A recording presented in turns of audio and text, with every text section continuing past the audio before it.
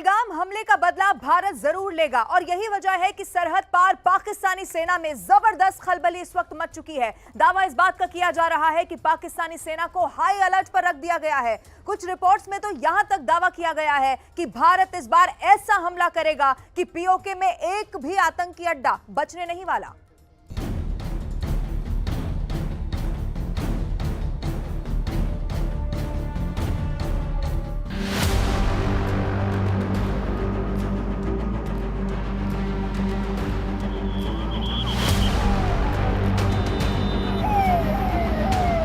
थोड़ा बताइए हुआ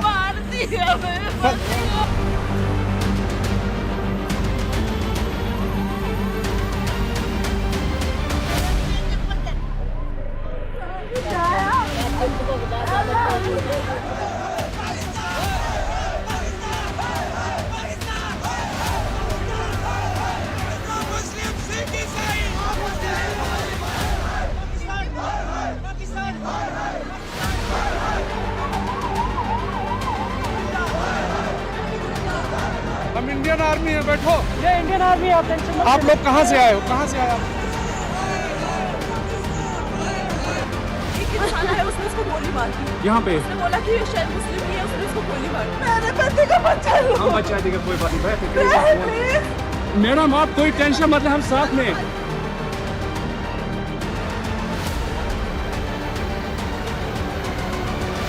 पहलगाम में हमला, हिंदुस्तान मांगे बदला।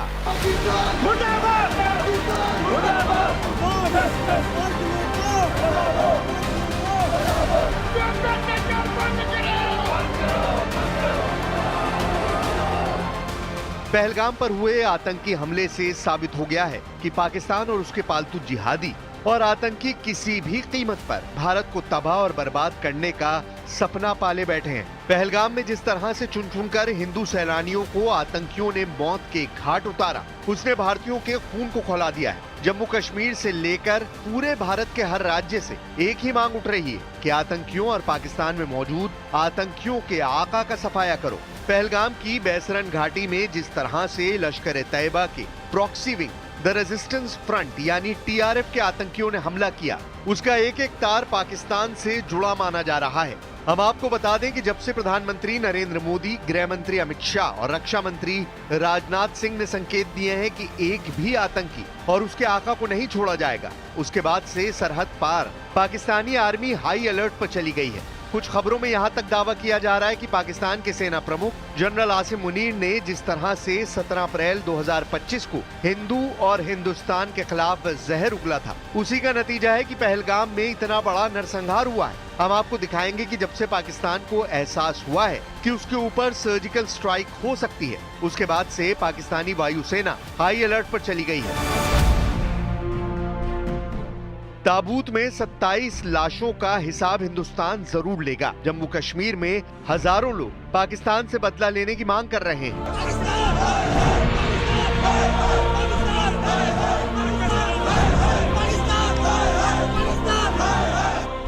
गृह मंत्री अमित शाह से पीड़ितों के परिवार इंसाफ की गुहार लगा रहे हैं। आतंकी हमले में मारे गए नेवी के लेफ्टिनेंट विनय नरवाल की पत्नी हिमांशी अपने पति की मौत का बदला चाहती हैं।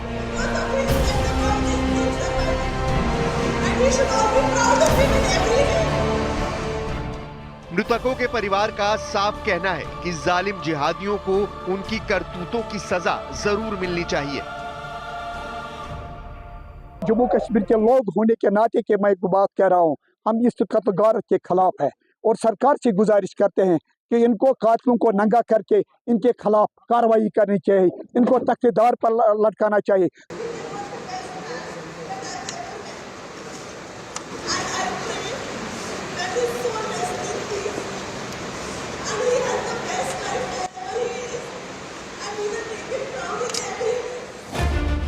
पहलगाम का बदला, पाकिस्तान पर सर्जिकल स्ट्राइक।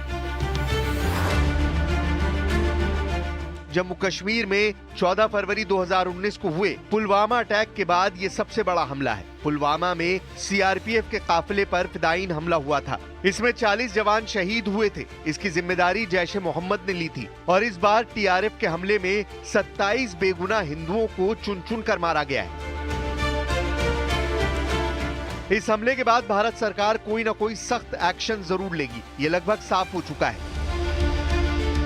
भारत के गृह मंत्री अमित शाह ने साफ कहा है कि भारत आतंक के आगे नहीं झुकेगा और इस नरसंहार के दोषियों को बख्शा नहीं जाएगा। रक्षा मंत्री राजनाथ सिंह ने साफ कह दिया है कि पर्दे के पीछे और सामने से हमला करने वाले एक एक दुश्मन का सफाया किया जाएगा।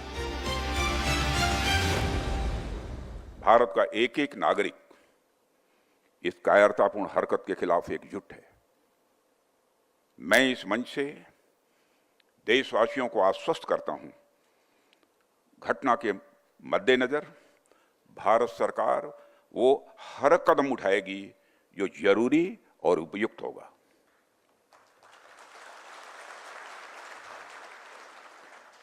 और हम सिर्फ उन लोगों तक नहीं पहुंचेंगे जिन्होंने इस घटना को अंजाम दिया है, हम उन तक भी पहुंचेंगे जिन्होंने पर्दे के पीछे बैठकर हिंदुस्तान की सरजमी पर ऐसी नापाक हरकतों की साजिशें रची हैं। भारत एक इतनी पुरानी सभ्यता और इतना बड़ा देश है जिसको ऐसे किसी भी आतंकी गतिविधियों से किसी भी सूरत में डराया नहीं जा सकता। ऐसी हरकतों का जिम्मेदार और इसके जिम्मेदार लोगों को आने वाले कुछ ही समय में जोरदार तरीके से नजर आएगा। मैं देशवासियों को आश्वस्त करना चाहता हूं।